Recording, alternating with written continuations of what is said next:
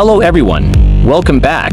Today's update is filled with breaking developments from Crimea, eastern Ukraine, and NATO. From Ukrainian drone strikes on Russian airfields to critical infrastructure hits and even NATO tensions, we have a lot to cover. Let's get started. Crimea, Kacha airfield strikes. In Crimea, Ukraine has launched yet another successful strike on the Russian military's Kacha airfield. This is already the third confirmed attack on this location. Targets included radar installations and multiple aircraft. Among them was the Antonov An-26 transport aircraft, an old but crucial workhorse for Russia's logistics. Even though it was undergoing maintenance, the strike caused a massive fire that destroyed the plane. Also spotted on the field was a Beryl-Weld maritime patrol aircraft. It survived this attack but remains at risk.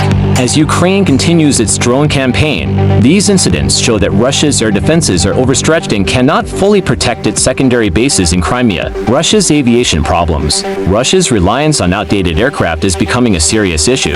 The An-26 has no direct replacement. The planned successor, the Il-11V, failed after a prototype crash in 2020 due to sanctions. Moscow struggles to source critical spare parts, forcing them to keep aging Soviet airplanes in service. Ukraine is exploiting this weakness with precise strikes. Luhansk gas facility strike.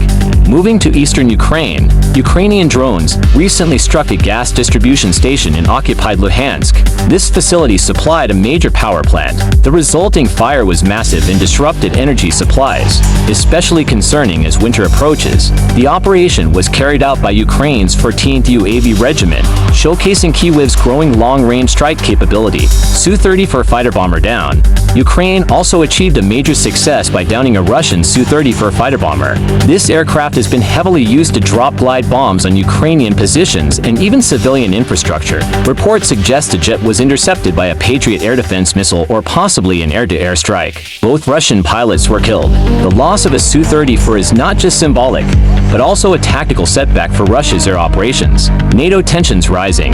Meanwhile, tensions with NATO are increasing. Russian jets, including MiG-31s and Su-30s, recently flew close to NATO airspace over the Baltic Sea, although they did not cross this time. Earlier violations such as the 12-minute incursion into Estonian airspace have already raised alarms. Russia's attempt to justify these flights as a response to Ukrainian attacks in Crimea has been dismissed as nonsense by Western analysts. In Denmark, drones have been spotted over military facilities, while the United States has intensified aerial surveillance across Eastern Europe.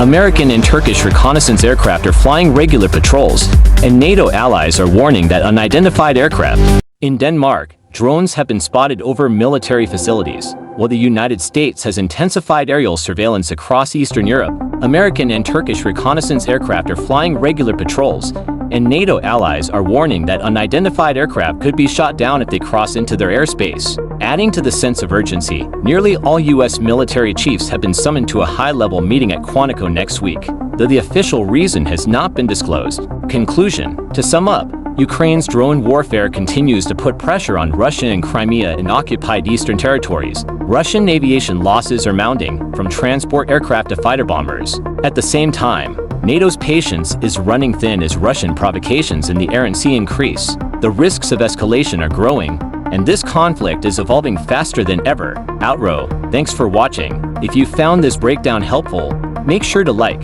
share, and subscribe for more updates. Until next time, stay safe and informed.